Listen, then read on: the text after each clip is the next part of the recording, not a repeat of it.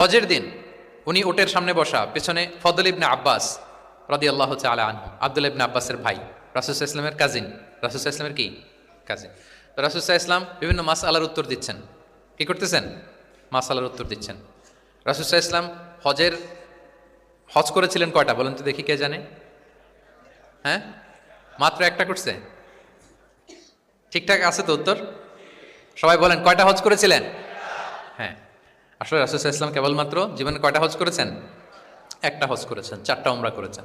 আচ্ছা, এবার যেহেতু একটা হজ করেছেন, মানুষের অনেক ভুল হয়ে যাওয়া তো খুব স্বাভাবিক, কি বলেন? স্বাভাবিক না?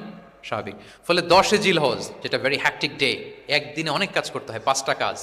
জামরায় স্টোনিং করতে হয়, পাথর মারো, স্লটার করো, প্রাণী জবাই করো, মাথার চুল ফেলে দাও, আবার চলে যায় মক্কায়, ফরজ তাওয়াফ করো, সাই করো, ফিরে আসো। এই যে 5টার সিকোয়েন্স অনেকে রাখতে পারে না, ভুল করে ফেলে। এখন 1400 বছর পরে মুআল্লিমরা এত তালিমের পরেও আমরা ভুল করে ফেলি। তাহলে ওই সময় কি হয়েছিল বলেন? এটা ছিল প্রথম হজ। তো রাসূল সাল্লাল্লাহু আলাইহি ওয়াসাল্লাম জানেন আজকে তো অনেক ভুল করবে, তিনি আকাবা, মিনার পাশে আকাবার এখানে হেল্পলাইন সার্ভিস চালু করছেন, মানে নিজে দাঁড়ায় আছেন, দেখি কার কি ভুল হয় জিজ্ঞেস করলে মাসালা বলে দেব। সুবহানাল্লাহ। তো এসে একজন বলে যে ইয়া রাসূলুল্লাহ, আমি তো ওই আগে কুরবানি পরে চুল কাটা, আমি আগে চুল কেটে ফেলছি। রাসূল সাল্লাল্লাহু আলাইহি ওয়াসাল্লাম বলে ইফআল ওয়ালা হারাজ, ওকে কোনো সমস্যা নেই, যাও। আরেকজন এসে বলে আমি তো আগে এটা করছি। ওই দিন যাই নবীকে জিজ্ঞেস করা হয়েছে, নবী সাল্লাল্লাহু আলাইহি ওয়াসাল্লাম ফ্লেক্সিবিলিটি দিয়ে দিয়েছেন, বলে করো, অসুবিধা নাই। তো ওই যে দাঁড়িয়ে তিনি মাসালা বলতেছেন, পেছনে ছিল ফদল ইবনে আব্বাস, ছোট ছোট সাহাবী, তরুণ। তো খাসাআম গোত্রের এক নারী আসছিল একটা মাসালা জিজ্ঞেস করতে, and she was a very beautiful lady, বেশ সুন্দরী ছিল। তো এসে রাসূল সাল্লাল্লাহু আলাইহি ওয়াসাল্লামকে যখন প্রশ্ন করতেছে, ফদল ইবনে আব্বাস নারীর দিকে তাকায় আছে, এবং ওই নারীও ফদল ইবনে আব্বাসের দিকে তাকায় আছে। রাসূল সাল্লাল্লাহু আলাইহি ওয়াসাল্লাম উত্তরও দিচ্ছেন, আবার খেয়াল করতেছেন যে চোখাচোখি হয়ে যাচ্ছে। যখনই তিনি অবজার্ভ করলেন যে ফদল ইজ ক্রসিং দ্য লিমিট, একবার চোখ পড়তে পারে, তারপর তো নামিয়ে ফেলতে হবে, সে যখন তাকিয়ে আছে, নারীও তাকিয়ে আছে, তখন রাসূল সাল্লাল্লাহু আলাইহি ওয়াসাল্লাম কি করলেন? ওয়াজআলান নবী সাল্লাল্লাহু আলাইহি ওয়াসাল্লাম ইয়াসরিফু ওয়াজহাল ফদলি ইলা শিক্কিল আখার, সাথে সাথে ফদলকে বললেন, ফদল ওইদিকে না, এইদিকে তাকাও। এটা সরাসরি হাদিসের অনুবাদ করে শোনাচ্ছি, আমার পক্ষ থেকে না, এবং বুখারীর হাদিস। ফাজআলা ইয়াসরিফু ওয়াজহাল ফদলি, ফদল ইবনে আব্বাসের চেহারাটা রাসূল সাল্লাল্লাহু আলাইহি ওয়াসাল্লাম ঘুরিয়ে ফেললেন, যে ফদল ওইদিকে তাকানো যাবে না, এদিকে তাকাও। ফদল রাদিয়াল্লাহু তাআলা আনহু নিজেকে সামলে নিলেন। এই যে this is the point, observation. এটা কি বলে? Observation and correction. রাসূল ইসলাম he was a very good observer, what's going on around, কি চলতেছে সব দিকে চোখ কান খোলা। বাংলায় কি বলে? বাংলায় বললে বুঝবেন ভালো, চোখ কান খোলা রাখতে হবে। তো রাসূল ইসলাম খেয়াল করলেন এবং ওনার চেহারা ঘুরিয়ে দিলেন। এভাবে তিনি কেউ ভুল করলে শুধরে দিতেন। এবং শুধরে দেওয়ার আরেকটা নিয়ম রাসূল ইসলাম, আল্লাহু আকবার, অনেক পয়েন্টস এখানে, যে কিভাবে তিনি অন্যের ভুল শুধরাতেন। আমরা কিভাবে ভুল শুধরাই? বাংলাদেশের যে টেন্ডেন্সি, কেউ ভুল করলে আর মাইক্রোফোন যদি পাই যে মাহফিলে, এইবার তো পাইছি ওই বেটারে, ও কাফের, ওর দাদা কাফের, ওর 14 গোষ্ঠী কাফের, ও মারা যাওয়ার পরে যেখানে কবর দিবে ওই কবরের উপর যে ঘাস উঠবে, ওই ঘাস যে গরু খাবে, ওই গরুর দুধ যে খাবে ও কাফের। মানে 14 গোষ্ঠীকে কাফের বানাই দিচ্ছে।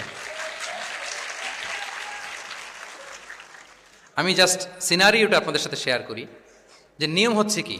লেটস সে আমার একজন কো স্পিকার কোনো কিছু একটা ভুল করে ফেলছে, তার জানা নাও থাকতে পারে, আবার আমারও একটা জিনিস জানা নাও থাকতে পারে।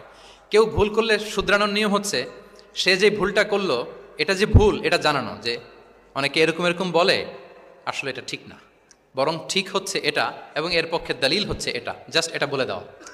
এটা যদি বলে দেয় তাহলে কি হবে? যে ভুল করছে সে যখন শুনবে, তার নাম তো আর বলা হয় নাই, সে তো বুঝে যাবে এটা তো আমি ভুলটা করছি, ফলে আমি শুধরে গেলাম, ওই লোক শুধরে যাবে।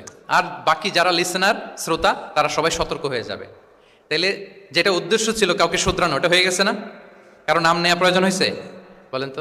রাসূল সাল্লাল্লাহু আলাইহি ওয়াসাল্লাম যখন কাউকে কারেক্ট করতেন, তখন কখনো কারো নাম ধরে শুধরাতেন না, কারেক্ট করতেন না। আল্লাহু আকবার।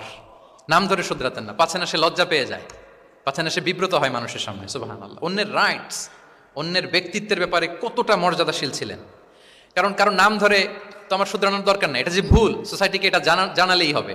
তাহলে যে ভুল করছে সে শুধরে গেল, বাকিরা সতর্ক হয়ে গেল, ঠিক না? আচ্ছা, 3 সাহাবী মিলে একবার ভাবলো রাসূল সাল্লাল্লাহু আলাইহি ওয়াসাল্লাম বাড়িতে কি কি আমল করে, আমরা একটু আম্মাজানদের জিজ্ঞেস করি, তাহলে আমরাও আমাদের আমলটা একটু বাড়াবো। যে জিজ্ঞেস করলো যে আম্মাজানরা একটু বলেন তো উনি বাসায় কি কি ইবাদত করে, কতটুকু কোরআন পড়ে, তাহাজ্জুদ কেমনে পড়ে। আম্মাজানরা বর্ণনা দিলেন। বর্ণনা শোনার পরে কান্নাহুম তাকাল্লুহা, ওনাদের কাছে একটু কম মনে হইলো, মানে অনেক এক্সপেকটেশন নিয়ে আসছিল। তারা ভাবছিল মানে রাতে ঘুমাই না, সারা রাত তাহাজ্জুদ আর কান্নাকাটি করে রাসূল সাল্লাল্লাহু আলাইহি ওয়াসাল্লাম কাটায় দেয়, তাদের এরকম একটা ধারণা ছিল। কিন্তু এসে শুনে যে না, এসার পরে নাকি ঘুমোতে যায়, অনেকক্ষণ ঘুমিয়ে এসে মাঝরাতে নাকি ওঠে। যা যা বর্ণনা শুনলো কান্নাহুম তাকাল্লুহা, এদের কাছে একটু কম মনে হলো। তো একজন বলতেছে আরে কম না, আইনা নাহনু মিন রাসূলিল্লাহ, কোথায় আল্লাহ রাসূলের, কোথায় আমরা? গফির আল্লাহু মা তাকাদ্দামা মিন যামবিহি ওয়া মা তাআখার, ওনার তো আগের পরের সব গুনাহই মাফ। আদতে তো গুনাহই নাই, নবীরা তো মাসুম। তো ওনার সাথে কি আমাদের তুলনা? আমাদের এত কম করলে হবে না। তো কি করতে হবে? একজন বলে যে আজকে থেকে আমি আর ঘুমাবোই না সারা রাত তাহাজ্জুদ করবো। আচ্ছা, আরেকজন বলে আমি আর না খেয়ে মানে রোজা ছাড়া থাকবো না, আমি সওমে বিসাল করবো, সারা বছর রোজা রাখবো, যা করে আল্লাহ, রোজা থামাবো না, আমি রেগুলার রোজা রেখেই যাবো। আচ্ছা, আরেকজন বলে আমি আর আমার স্ত্রীদের কাছেই যাব না, আমি সন্ন্যাসী জীবন নিয়ে নিলাম, আমি সন্ন্যাসী থাকবো, স্ত্রীদের সাথে মেলামেশাতে এই আমি যাব না, আমি এটা থেকে বিরত থাকবো। এই কথা যখন রাসূল সাল্লাল্লাহু আলাইহি ওয়াসাল্লামের কানে গেল, রাসূল সাল্লাল্লাহু আলাইহি ওয়াসাল্লাম রেগে গেলেন। রেগে গিয়ে সাহাবীদেরকে জড়ো করলেন। জড়ো করে তিনি বলতে আরম্ভ করলেন, তিনি বললেন আনতুমুল্লাযীনা কুলতুম কাযা ওয়া কাযা, আচ্ছা তোমাদের মধ্যে কে কে নাকি এরকম এরকম বলছে। সুবহানাল্লাহ। তিনি বলতে পারতেন এই আব্দুল্লাহ স্ট্যান্ড আপ, দাঁড়াও, আব্দুর রহিম দাঁড়াও, এই আব্দুল সাত্তার তুমি নাকি বলছো যে সারা রাত, একটা কথা বললা তুমি নাকি বলছো যে সারা বছর রোজা, এটা তুমি কি কথা বলতো, ভুল কাজ করছো, এটাও জানো না তুমি নাকি বলছো স্ত্রীদের সাথে মিশবা না। এরকম যদি Abdullah, Abdur Rahman, just for example, এইভাবে দাঁড় করিয়ে যদি নাম ধরে ধরে বলতেন, ওনারা সাহাবীদের সামনে লজ্জিত হতেন না? না। আনতুমুল্লাযীনা কুলতুম কাযা ওয়া কাযা, এটাই রাসূল সাল্লাল্লাহু আলাইহি ওয়াসাল্লামের কাউকে কারেক্ট করার, তাসহিহ করার অভ্যেস ছিল। মা বালু আকওয়ামিন ইয়াকুলুনা কাযা ওয়া কাযা, মাঝে মাঝে বলতেন মা বালু আকওয়ামিন ইয়াফআলুনা কাযা ওয়া কাযা, তোমাদের মধ্যে কেউ কেউ নাকি এমনটা বলে, তোমাদের মধ্যে কেউ কেউ নাকি এমনটা করে। কই, আমি তো রাতে ঘুমাই আবার সালাত পড়ি। কই, আমি তো রোজা রাখি সোম বৃহস্পতি, বাকি দিনগুলোতে খাই।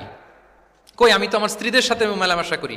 এই সব কিছুকে ব্যালেন্স করেও তো আমার নবুয়তির তো আমার কোনো সমস্যা হয় নাই, আল্লাহ ভীরু হতে তো সমস্যা হয় নাই। ওয়াল্লাহি ইন্নী লা আখশাকুম লিল্লাহি ওয়া আতকাকুম লাহ, আল্লাহর শপথ আমি তোমাদের চাইতে আল্লাহকে বেশি ভয় করি, আমি তোমাদের চাইতে বেশি মুত্তাকি। তারপরেও এরকম ব্যালেন্সড লাইফ লিড করাতে আমার তো কোনো সমস্যা হয় নাই, তোমাদের কেন সমস্যা হলো, তোমরা এটা কোথায় পেলে? ফামান রাগিবা আন সুন্নতি ফালাইসা মিন্নি, জেনে রাখো আমি যে স্ট্যান্ডার্ড ঠিক করে দিয়েছি এটাই সর্বশ্রেষ্ঠ ইবাদত, এর বাইরে যে কেউ যদি কিছু করে আমার সুন্নতের বাইরে, সে আমার দলভুক্ত হতে পারবে।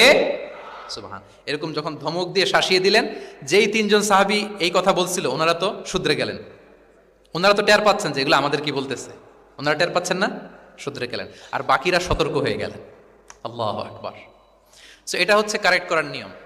এখন আমরা কি করি, কেউ একটা ভুল করলে তখন তাকে ধরি, তার 14 পুরুষ নিয়ে কথা বলি, তার ব্যাপারে যদি আমার কোনো তিক্ত অভিজ্ঞতা থাকে, ঝাল মেটানোর একটা সুযোগ পাইলাম, আমি ঝাল মেটাই, তাকে ছোট করি, হেও করি, হেন কোনো কথা নাই যে আমি বলি না। একটাও কি রাসূল সাল্লাল্লাহু আলাইহি ওয়াসাল্লামের সুন্নাহর মধ্যে পড়ে? বলেন তো না। তাহলে মন গড়া পদ্ধতিতে আমরা কাউকে সংশোধন করতে চাচ্ছি না, আর এইভাবে করলে সংশোধন হবেও না। সে মানবিক কারণেই তার ইগোইস্টিক প্রবলেম চলে আসবে, যে সে আমাকে ছোট করলো, আমার নাম ধরে সে এত মানুষের সামনে অপমান করলো, সে হয়তো শুধরানোর যে রাস্তাটা ছিল ওইটাও বন্ধ হয়ে গেল, ঠিক কিনা বলেন? তাহলে রাসূল সাল্লাল্লাহু আলাইহি ওয়াসাল্লাম এভাবে শুধরাতেন। আর তামিম ফি তাসওয়িবিল আখতা, কারো ভুল শুধরাতে গেলে ইন জেনারেলি শুধরাতেন, যাদের শুধরানোর তারা শুধরে যেত, বাকিরা সতর্ক হয়ে যেত। আচ্ছা, আরেকটা পদ্ধতি ছিল ক্লিয়ার মিসকনসেপশন। কারো মিসকনসেপশন থাকলে রাসূল সাল্লাল্লাহু আলাইহি ওয়াসাল্লাম এটা ক্লিয়ার করে দিতেন। এক সাহাবী মনে করতেন ভালো জামা পরলে বুঝি অহংকার হয়, তিনি খুব সুন্দর ছিলেন দেখতে, খুব ভালো পোশাক পরিচ্ছদ পড়তে পছন্দ করতেন। তিনি একবার বললেন, ইয়া রাসূলুল্লাহ, ভালো পোশাক পরলে কি অহংকার হয়? রাসূল সাল্লাল্লাহু আলাইহি ওয়াসাল্লাম বললেন, না। ইয়া রাসূলুল্লাহ, আমি ভালো জুতা পরতে পছন্দ করি, এটা কি অহংকার হয়? না, এটা অহংকার হয় না। আমি মানুষকে খুব খাওয়াতে পছন্দ করি এবং আমি চাই আমার চেয়ে যেন কেউ এটা এই কাজে আগাতে না পারে, আমিই খাওয়াবো, এটা কি অহংকার? রাসূল সাল্লাল্লাহু আলাইহি ওয়াসাল্লাম বললেন, না, এটা অহংকার না। অহংকার হচ্ছে আল কিবরু বাতারুল হাক্কি ওয়া গামতুন নাস, অহংকার হচ্ছে সত্যকে প্রত্যাখ্যান করা আর মানুষকে তুচ্ছ তাচ্ছিল্য করা। সুবহানাল্লাহ।